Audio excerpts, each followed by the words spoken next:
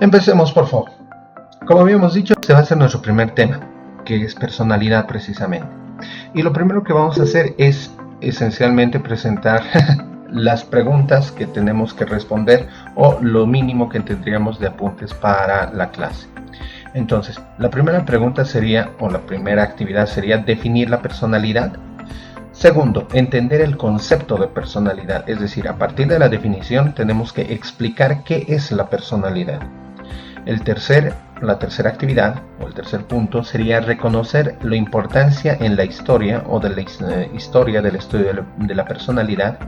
Y por último, vamos a ver si hay alguna aplicación de un estudio sobre la personalidad. Nuevamente entonces, primero sería una definición de la personalidad, entender el concepto, reconocer la importancia histórica o el desarrollo histórico del estudio de la personalidad y por último la aplicación de un estudio sobre la personalidad.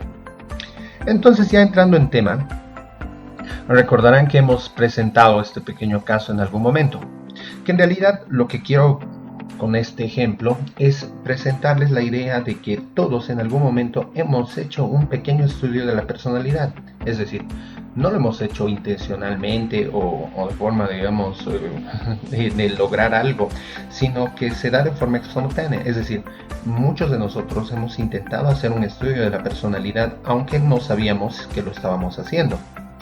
Esto regularmente sucede en estas situaciones, cuando conocemos a alguien, y vamos a explicar por qué. Entonces, para esto, lo importante va a ser la definición. Para entender a la personalidad vamos a intentar definirla a partir del desarrollo de varios conceptos o varias propuestas que han realizado algunos autores y encontrar las coincidencias que hay en cada uno. Les lanzo estos tres conceptos que hemos encontrado, que son algunos que podrían representar lo que se ha trabajado sobre personalidad. Uno nos dice, la personalidad es la suma total de todas las formas de actuar, pensar y sentir que son típicas de una persona y hacen diferente de todos los otros individuos. Es decir, aquí lo que vamos a reconocer son algunos puntos, actuar, pensar y sentir, y que aparte también son típicas y diferentes a los demás. Otro que nos propone Morris es que es un patrón característico de pensamientos, sentimientos y conductas de un individuo que persisten a lo largo del tiempo y a lo largo de situaciones. En este vamos a ver nuevamente, las características que son en común, que nos habla de patrones característicos, como conductas típicas en el otro, y aparte también sentimientos, conductas, que estamos viendo pensar, sentir, etc. Entonces hay coincidencias en todos estos autores. Y por último, esta otra teoría o esta otra propuesta de concepto de personalidad es que es la organización y configuración dinámica de los sistemas psicofísicos en el interior del individuo, que determinan nuestra conducta individual, pensamiento característico y nuestro ajuste social al medio. Haciendo un análisis de esas tres o de estos tres conceptos y de estas tres propuestas, vamos a ver que hay coincidencias en las tres. Por ejemplo, siempre habla de alguna manera en actuar, pensar y sentir. Vean, en todos habla de sentimientos, conductas, pensamientos, conductas, etc. Es decir, siempre hay una condición de que es una forma particular y aparte también. Es decir, que siempre son típicas. Dice, son típicas de una persona acá. Acá nos habla de que son de un individuo que persisten a lo largo del tiempo. Acá también nos habla de que es algo que es al interior de un individuo. Es decir, nos habla que es algo característico del sujeto. Y una tercera característica sería el ajuste social al medio, que quiere decir que la finalidad de la personalidad es permitir un ajuste al medio. Entonces, estas van a ser unas constantes en casi todas las teorías o propuestas de concepto de la personalidad. Por ende, la definición que nosotros vamos a concluir para la clase y entender cabalmente a lo que es la personalidad va a ser esta. Vamos a definir a la personalidad como las pautas más o menos duraderas de sentir, pensar y actuar, que caracterizan a cada individuo y le permiten la integración en su medio social. Es decir, estamos tomando que van a ser cosas que son más o menos constantes en cada individuo, es decir, patrones de comportamiento, por eso hablamos de pautas más o menos duraderas, y que implica el sentir, el pensar y el actuar. Y estas van a ser características de cada individuo y le permiten la integración en su medio social. Es decir, esta pretende ser una síntesis de todas las definiciones que hemos tenido y nos permite también saber o tener una conciencia clara de qué es la personalidad. Entonces, les repito, cuando estábamos viendo nuestro ejemplo, hemos dicho, todos hemos hecho un estudio de personalidad aunque no hacerla. Es decir, en algún momento nosotros hemos buscado conocer las pautas más o menos duraderas de alguien de sentir, pensar y actuar que lo hacían característico. Y bueno, no sabíamos si le permitían su integración social, pero bueno, ahí estábamos en eso. Es decir, hemos hecho un estudio de personalidad. Y obviamente, entonces la respuesta tendría que ir, para entender eso de la personalidad y explicarlo un poquito más, que la personalidad va a ser la respuesta más simple a esta pregunta: ¿quién soy? Porque esto representa, como hemos dicho, una serie de características que utilizamos para describirnos y se integran o se encuentran integradas en lo que llamamos el yo. Es decir, la personalidad es quién eres tú. En esa medida podemos hablar después de una estructura de personalidad y rasgos de personalidad, que van a ser temas que vamos a llevar a continuación en unos siguientes módulos. Pero hasta acá lo que tenemos que tener en claro es que la personalidad aparentemente es la forma de caracterizar a cada sujeto a partir de su forma de sentir, pensar y actuar. Es decir, prácticamente estamos describiendo quién soy yo. ¿Quién soy? Entonces, en esa medida, conocer a alguien, o eso que nosotros podríamos poner entre comillas, que decimos que es conocer a alguien, o cuando encontramos a alguien queremos saber quién es, básicamente es eso. Es decir, cuando nosotros decimos que vamos a conocer a alguien o hemos conocido a alguien, estamos definiendo que sabemos quién es. Es decir, hemos dado la explicación a su yo. ¿Recuerdan? Estamos diciendo que la personalidad es quién soy. Entonces, cuando conoces a alguien, ya sabes quién es. Entonces, en estas situaciones, cuando estás con alguna persona nueva, ya has hecho un pequeño estudio de personalidad, aunque no haya sido intencional y haya sido espontáneo y manifiesto, ya has intentado saber quién es decir, ya has intentado conocerlo. En esa medida, esa es la parte de la utilidad que tiene la personalidad. En varias situaciones ahora, nosotros necesitamos conocer a las personas o saber qué características tienen. Es por ello que cuando hablamos de la personalidad, vamos a ver que hay varias explicaciones que se dan al estudio de la personalidad. Es decir, durante la historia de la humanidad, desde el momento en el que el ser humano se da cuenta de sí mismo, es decir, de su existencia, ha tenido la idea de tener que explicar la personalidad, es decir, por qué cada persona es así. ¿Por qué algunas personas son enojonas? ¿Por qué algunas son risueñas? ¿Por qué algunas se pelean? ¿Por qué algunas son mucho más amables? ¿Por qué? Es decir, uno ve la variedad de características en las personas y diversidad de conductas y no encuentra patrones totalmente, digamos, homogéneos. Es decir, todos somos distintos. Todos tenemos ciertas particularidades que nos hacen únicos.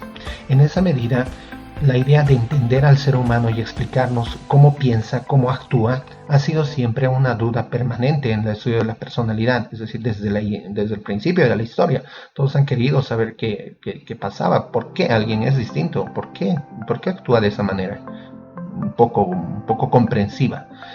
Entonces, siempre ha habido este intento de explicar la personalidad. Es prácticamente también un objeto de estudio, digámoslo así, o un objeto de interés desde el principio de la humanidad.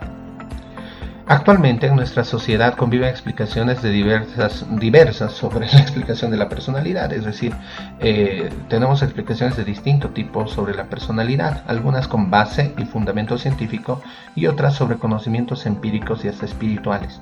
Es decir, si nos damos cuenta, es algo que nos apasiona. El saber quién soy o saber cómo es la otra persona es algo que nos interesa.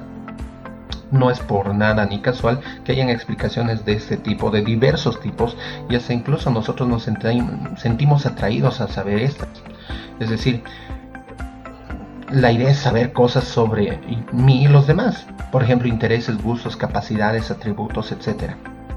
Es decir, el hecho de querer saber sobre los demás va desde un interés simple, como por ejemplo cuando conoces a alguien o quieres formar una amistad, hasta situaciones, por ejemplo, cuando tienes que contratar a alguien, postulas a una beca, etc. Es decir, cuando necesitas conocer algún elemento de la otra persona, estás hablando de hacer un estudio de personalidad.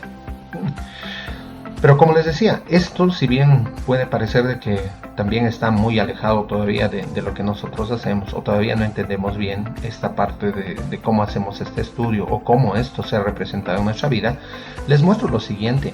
En varias de las situaciones que uno quiere, por ejemplo, explicar quién es, recurre a este tipo de explicaciones. Ese es un cuadro de los signos zodiacales. Es decir, uno ha intentado explicar cómo es a partir de las características que tiene por su signo.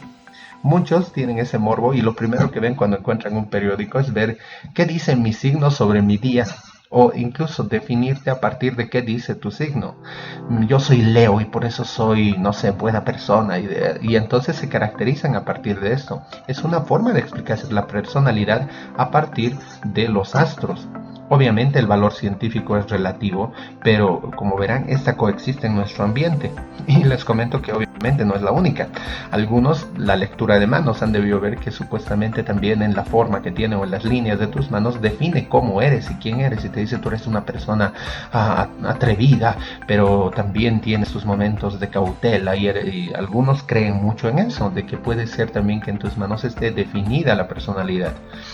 Por otro lado, también incluso podemos recurrir a otros más todavía espirituales que incluso tienen que ver hasta con el futuro y con qué podría pasarte, y te leen quién eres y te definen qué ha pasado en tu vida, etcétera, a partir de la lectura de cartas, el tarot, etcétera.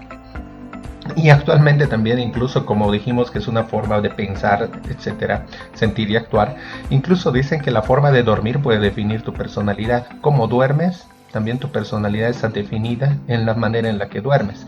Si duermes así en posición fetal, o tal vez si duermes como estrella de mar o paracaidista, dice que hay diferencias en tu personalidad. E incluso también algunos programas se han aprovechado de esto y más bien te muestran cosas así.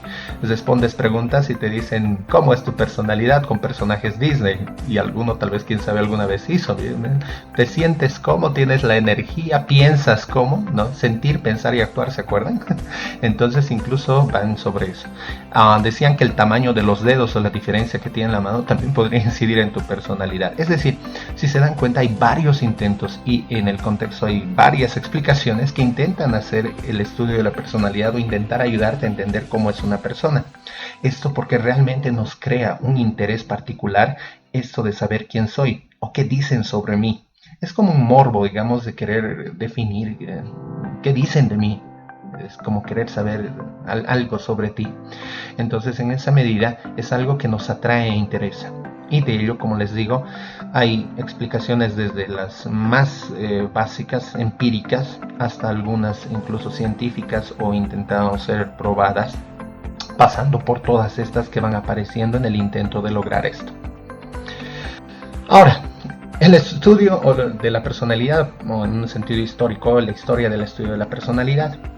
Como vemos que les he dicho que es desde el inicio de los tiempos que todos quieren saber la personalidad de alguien o queremos saber nuestra personalidad, entonces vemos que esto se va a remontar incluso hasta los primeros, las primeras teorías o los primeros recursos que han aparecido sobre esto aparecen en la antigua Grecia. La primera, podríamos decir, que es la de Hipócrates de Cos, la primera propuesta de una teoría de personalidad. Si alguno no recuerda, Hipócrates es médico, es considerado el padre de la medicina, y el juramento hipocrático precisamente viene de este autor, de este personaje histórico, que ya en la Grecia hacía ya estudios médicos e incluso hablaba sobre ética médica y trabajo, ¿no? Pero él también es el primero que va a lanzar una primera teoría de la personalidad, basada en lo que estaba estudiando, obviamente, que era el cuerpo humano. Y entonces decía, según el líquido que hay en el cuerpo, uno puede ser de esa manera, es decir, vemos a variedad de gente que reacciona de distinta manera, y entonces la forma de explicar esto es de que los líquidos que hay en el cuerpo son los que predominan en algunos y hacen que se comporte de esa manera. Por ejemplo, tenemos a los flemáticos, los sanguíneos, los coléricos y los melancólicos. Los flemáticos tienen una predominancia, decía él, de la flema en su cuerpo. Los sanguíneos priorizaba la sangre, los coléricos la bilis negra y los melancólicos la bilis amarilla. Obviamente ven aquí también los signos del zodíaco y decían que los sanguíneos y los coléricos eran en su mayoría varones, en cambio los flemáticos y los melancólicos en su mayoría mujeres. Entonces había una propuesta interesante del autor para hacer la reflexión de por qué somos como somos. Incluso está vinculada a los 4 elementos. Y él postulaba esto. Por ejemplo, miren, aquí los temperamentos los lanzan los sanguíneos como personas expresivas, atentas, cálidas. Los sanguíneos dice que tienen esas características. En cambio, los coléricos son voluntariosos, independientes, visionarios, prácticos. Los flemáticos son tranquilos, confiables, objetivos, diplomáticos, eficaces, prácticos, etc. Y los melancólicos son dotados, analíticos, estrategas, abnegados, trabajadores, disciplinados. Y nos va a lanzar también sus debilidades. Seguramente algunos, bueno, ya está viendo qué parte es, si soy colérico, sanguíneo, si soy más flemático o melancólico.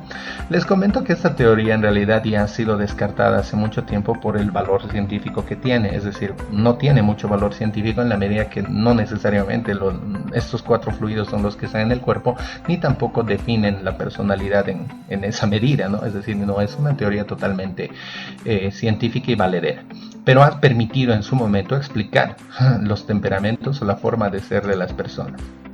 Luego vamos a ver esta de Sheldon y Kreshner, que también es interesante entre las partes de la historia, ¿no? De los más antiguos les estoy hablando en este momento, porque ahora hay teorías actuales que intentan explicar de forma un poco más confiable la personalidad. Pero estos han sido los primeros intentos. Y Kreshner nos lanzaba, por ejemplo, que había 3 tipos de personas. Los atléticos, que seguramente también estos tenían características o tienen características de un tipo de personalidad. Y son toscos, por ejemplo, tienen actitudes un poco más seguras, etc.